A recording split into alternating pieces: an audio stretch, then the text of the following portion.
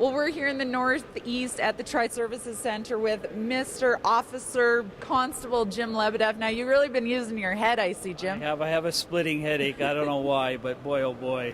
Now, we're here to talk about a big day, Halloween, and how the Partners in Safety will be out there patrolling and making sure all the little trick-or-treaters stay safe. Absolutely. There's going to be us, Shaw, Transit. There's going to be a whole bunch of us out there on Halloween night.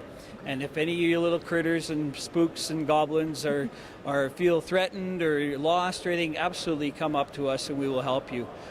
We just want to point out some safety things, of course. We want to make sure that when you are trick-or-treating, crossing the street is very important. Okay. And we want the drivers to really watch out for these little guys. You know, these little ghosts and goblins are all excited and running around and that type of thing. So please, drivers, be a little more aware, especially on Halloween night. It's dark, that type of thing. And, of course, with the snow now, we find there's some little icy patches out there, too. Exactly. So drive carefully and be aware.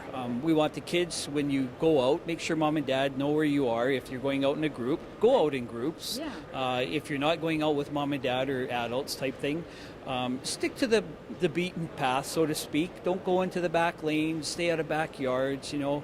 And unless you know the houses, if people invite you into their cars or their homes, that type of thing, shy away from that. If you're with mom and dad and they know them and it's okay, then perfect. But and dress warm as well, because it's going to be chilly. Right. We hear that it's going to be a little bit nicer than some of the other days of the week, but it's still a little chillier than it was a couple weeks ago. Exactly. And make sure when you're reaching for the bread knife, it doesn't fall on your head. Yeah, you got to practice kitchen safety as well. Now, Jim, how important is it for parents to have those conversations about the Partners in Safety with their kids, about who they can approach and that sort of thing? That's really important because kids are out there and a lot of them are small, and if they get nervous or spooked, so to speak, they know they can have a safe place to go for help if they need that. I mean, we're always out and about. Transit's always out and about. I know Shaw's going to be out there as well, bylaw, that type of thing. So we're out and about anyway, and we want them to feel safe out there and have a lot of fun. That's what it's all about. How often do we hear of accidents or bad things that happen on these nights? You know, fortunately, it's infrequent, which is nice, and it's more of the kind of candy taking and that type of thing.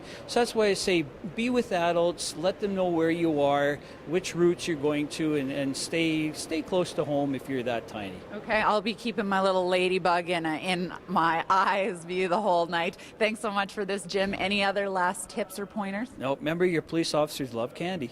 Police officers love candy. I bet the firefighters do as well. So keep that in mind. We're going to be back with more on Go Calgary right after the break.